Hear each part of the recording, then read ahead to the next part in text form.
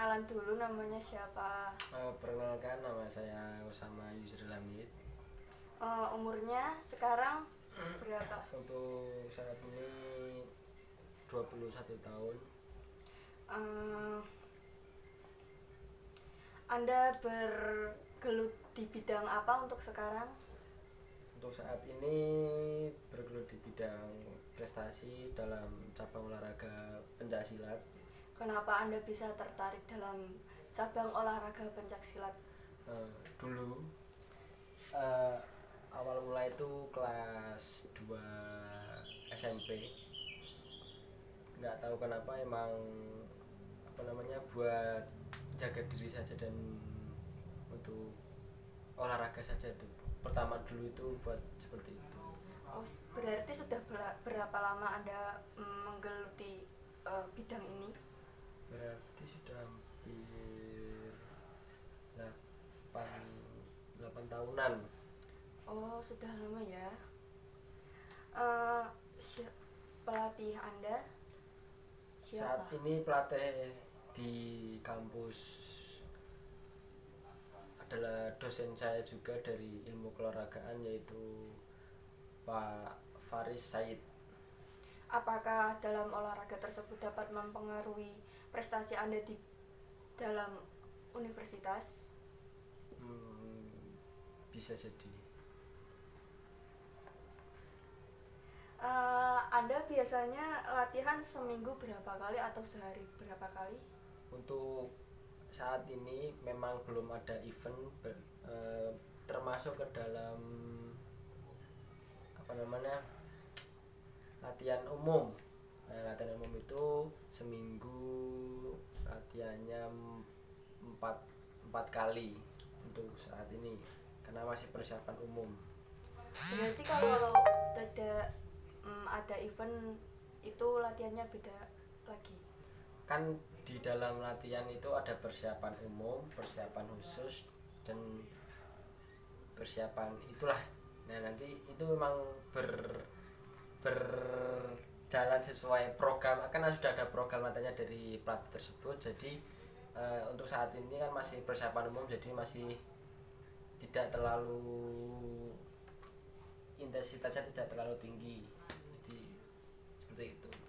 Biasanya latihan apa saja yang dilakukan saat berlatih prestasi untuk turnamen gitu?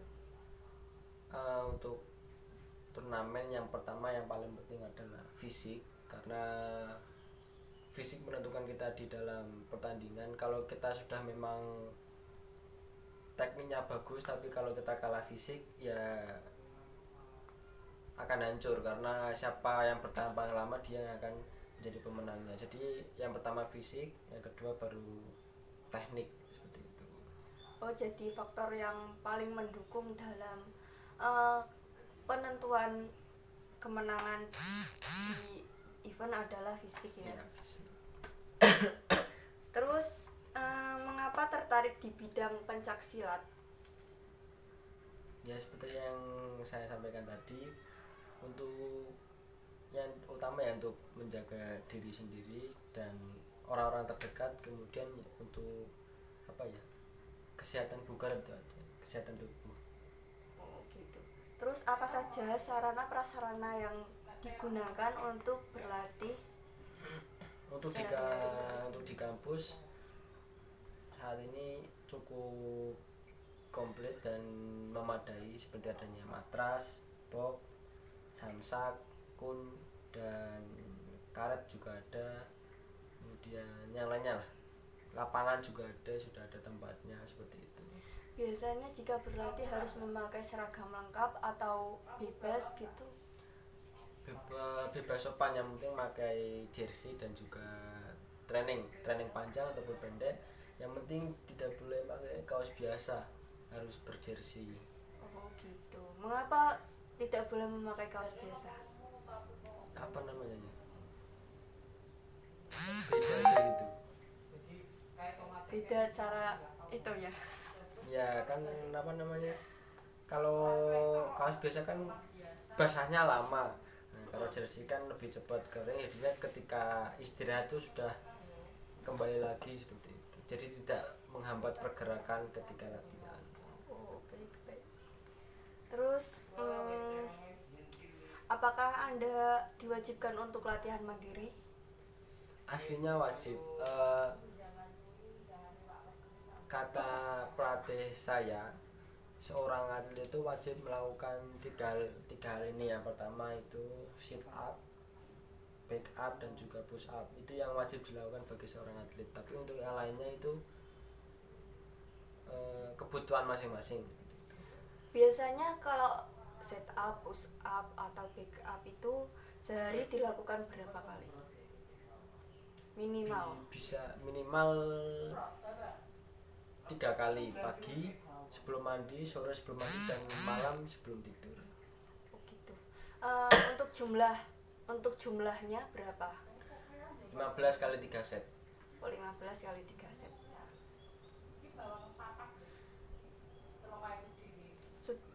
Perasaan ketika menerima reward bagaimana? Ketika menang gitu. Untuk ketika bisa mendapatkan juara itu ya sangat bahagia. Karena apa? Proses yang kita jalani itu tidak mudah dan juga tidak cepat. Jadi ada proses yang dimana bisa kita menghantarkan kita untuk bisa mencapai titik itu tuh sangat sulit dan juga berat.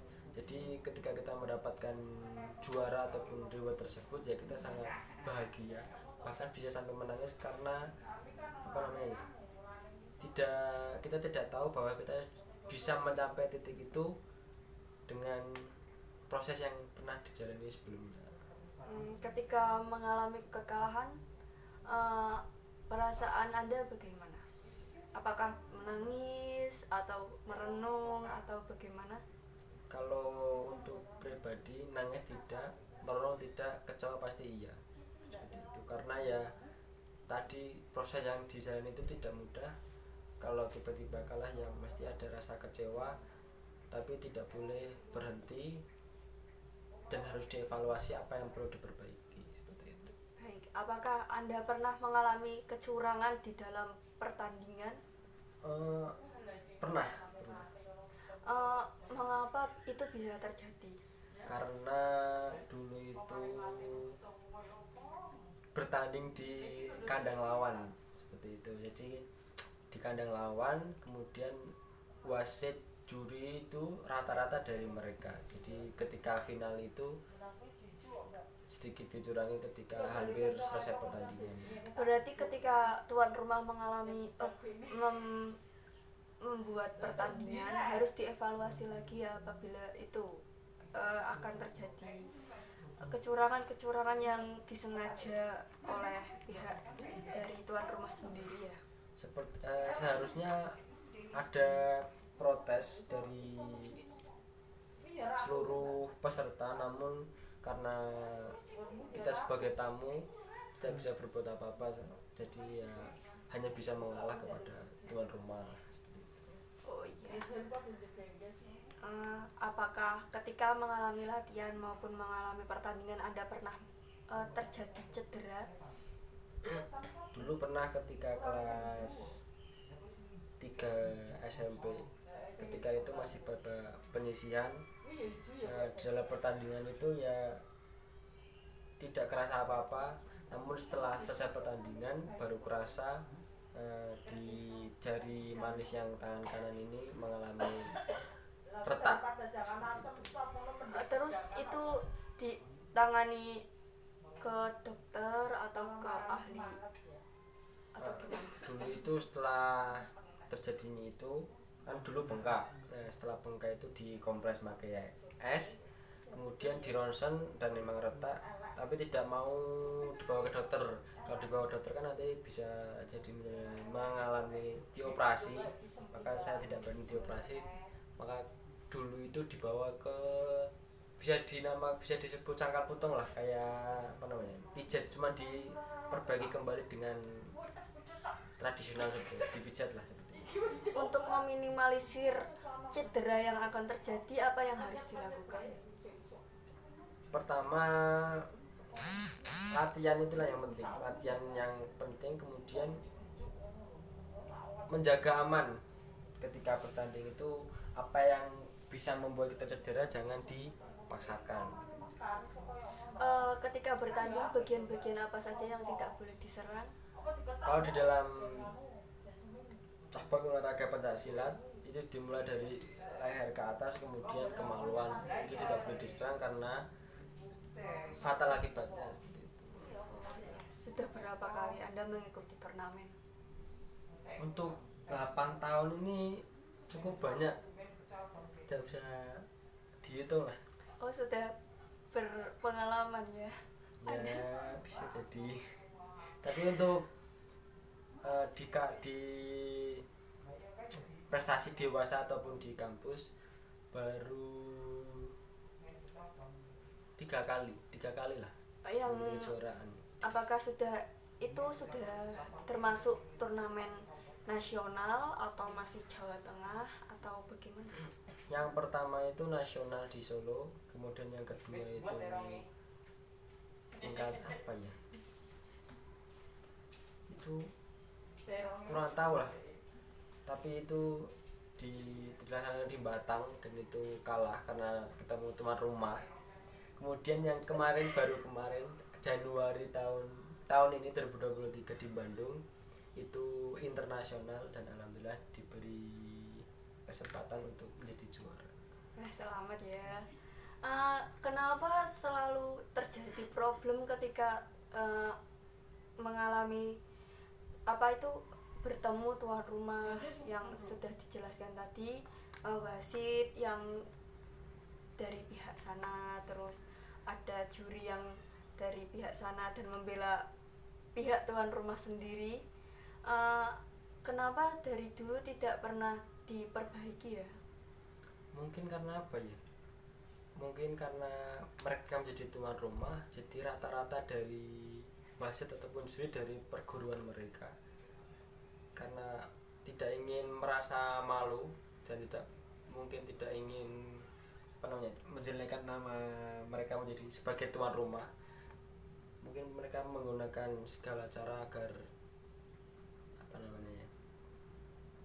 menjadi pemenang lah. Tapi kalau memang itu kita bisa dicurangi kalau jaraknya kita menangnya jauh. Kalau memang jaraknya poinnya itu tipis, kita bisa dicurangi. Tapi kalau kita menangnya telak, itu tidak bakal bisa dicurangi seperti itu. Iya. Seperti kalau ada kan yang itu nilainya kan sistem Penilaian. Sistem pertandingannya itu berupa penilaian. Itu bisa disebutkan berapa nilai-nilai, contoh pukulan berapa, tendangan berapa, bandingan berapa? Untuk sistem penilaian dalam pertandingan itu untuk pukulan itu mendapatkan 1 poin, kemudian tendangan 2 poin, jatuhan, sapuan, guntingan itu semuanya mendapatkan nilai 3 poin. Berarti kalau nilai maksimal kita melakukan jatuhan itu bisa menang telak ya? Bisa. Kalau ingin menang telak ya harus bisa menjatuhkan lawan lebih banyak seperti itu.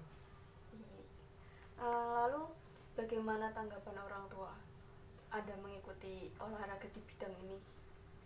Untuk orang tua itu mendukung, alhamdulillah mendukung dan juga mensupport segalanya. Namun ketika ada pertandingan, terutama ibu tidak mau menonton karena merasa kasihan hanya dipukuli seperti itu. Jadi ketika setiap ada pertandingan baru sekali ditonton oleh orang tua dan itu pun ibu tidak menonton. Tapi kalau selain dari itu alhamdulillah mendukung dan mensupport untuk itu. Berarti ketika mengalami cedera juga tidak ada larangan dari orang tua untuk tidak mengikuti olahraga bela diri ini lagi? Tidak, alhamdulillah tidak. Untuk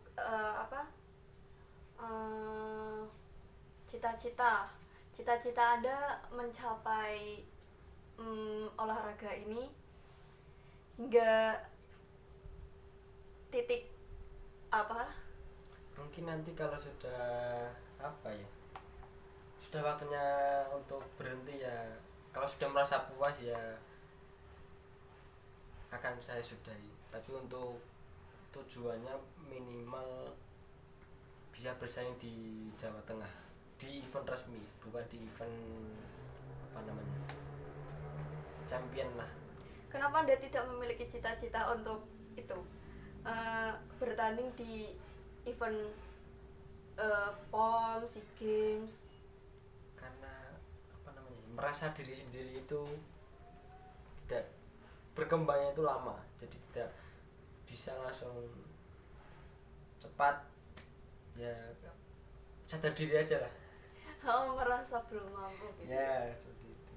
Eh, Anda mengetahui berkembangnya diri sendiri lama itu dari apa? Dari latihan yang sudah dilakukan lama tapi namun Menguasainya itu sangat lama lah, intinya begitu. berkembangnya sulit. Oh, untuk menunjang sistem latihan bisa dari makan, pola tidur, atau apa? Bisa disebutkan? Menunjang latihan. Mm-mm. Menunjang fisik gitu. Contoh Oh, makan, tidak boleh makan pedas. kalau untuk makanan ya jelas yang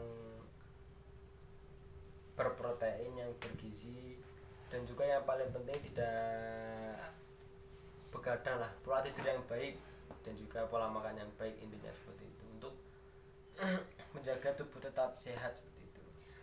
Saya pernah dengar kalau atlet di cabang bela diri pencaksilat kenapa tidak boleh makan pedas dan minum es?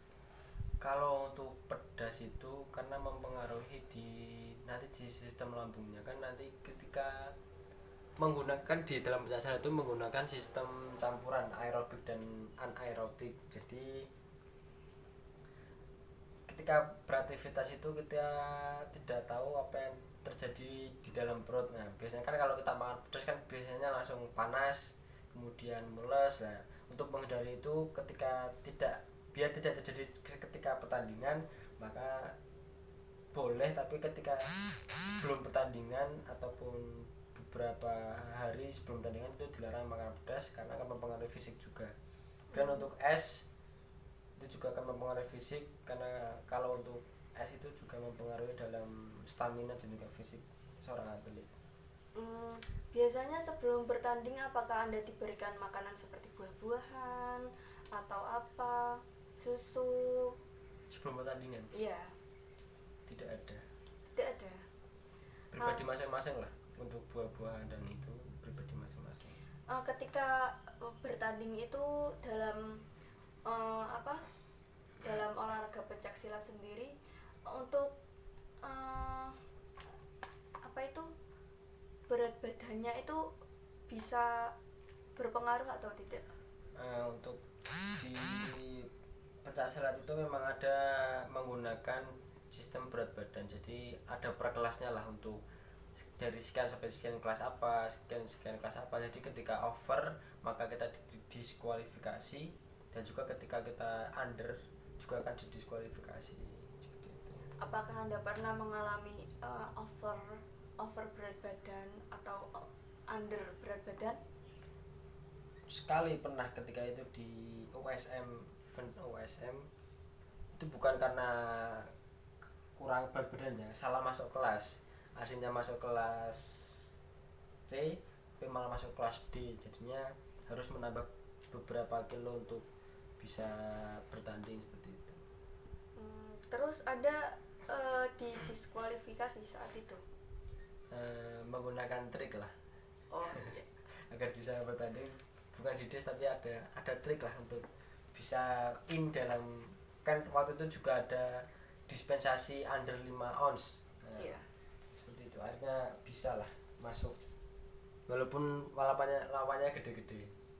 Ketika contoh Anda adalah pesilat yang berat badannya under dan bertemu pesilat yang berat badannya over, apa yang harus dihindari saat bertemu bertanding di dalam gelanggang? Kalau musuh kita lebih berat dari kita lebih baik menjaga jarak, karena kita kalah dalam stamina dan kekuatan. Jadi kita mending nyuri poin, habis itu kita menghindar, Kalau kita ngotot untuk adu badan ataupun adu kekuatan, kita terjelas kalah. Adu impact gitu ya. Ya seperti itu. Untuk pengalaman Anda yang saya dengar, ternyata banyak sekali ya yang pernah Anda alami dalam bidang olahraga ini. Hampir semuanya pernah saya rasakan ketika berada di dalam olahraga inilah. Apakah Anda pernah mengikuti pemusatan latihan untuk event yang bergengsi?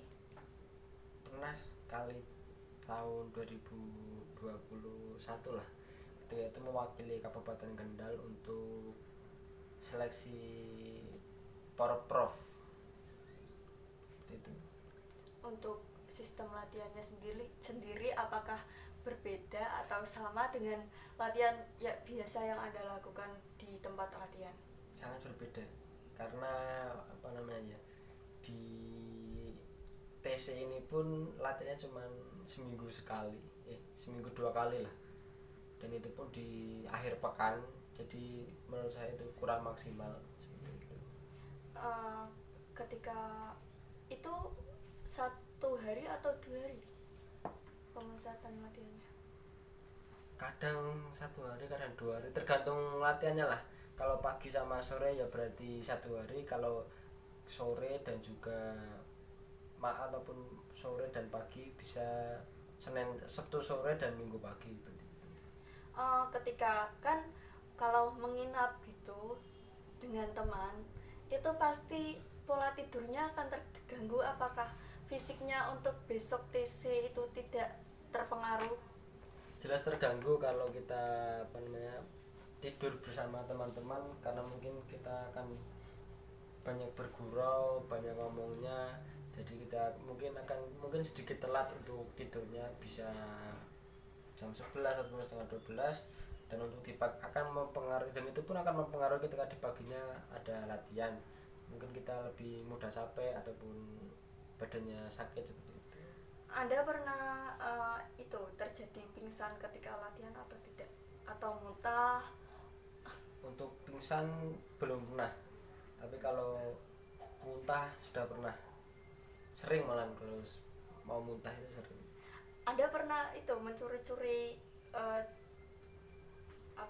melanggar peraturan seperti makan makanan yang pedas, terus minum es gitu, merokok? Enggak sering sih, tapi pernah, karena saking pengennya, karena sudah menahan dari lama, jadi ya sekali 2 kali lah. Untuk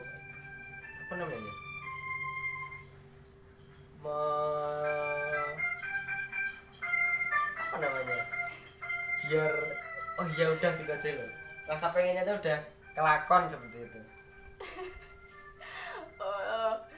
Sudah terpenuhi rasa keinginan diri. Ya seperti itu. Ketika di rumah juga orang tua memberikan contoh pengertian seperti memberikan makanan yang tidak pedas, tidak memberikan minum es, terus memberitahu kalau tidak boleh tidur malam gitu. Tidak, kalau di rumah malah lebih ke sadar diri aja, itu kebutuhanmu ya kamu sendiri yang mengatur, karena sudah besar. Apa yang dilarang dan apa yang tidak dilarang ya kamu sendiri yang mengatur untuk itu. Jadi orang tua tidak pernah mengingatkan ataupun ngomongi kalau ini tidak boleh, itu tidak boleh, gini-gini, itu tidak pernah. Oh, berarti tidak pernah dilarang oleh orang tua ya? Tidak pernah. Kenapa saat Anda mengalami cedera, Anda tidak pernah Anda pernah ada rasa ingin sudah pernah mengalami cedera, saya ingin keluar dari olahraga ini? Untuk karena cedera tidak, tapi kalau dari faktor yang lain pernah, untuk merasa untuk pengen berhenti ada, tapi bukan karena faktor cedera ataupun karena faktor pernah itulah seperti itu. Oh iya, saya mengerti. Terima kasih Mas Osama atas terima kasih atas waktu yang telah diluangkan untuk wawancara pada hari ini. eh, banyak pengalaman yang Anda ceritakan dan banyak juga peraturan maupun eh, lebih ke apa ya, ke pendisiplinan diri saat pertandingan berlangsung maupun latihan berlangsung. Terima kasih ya. Sama-sama.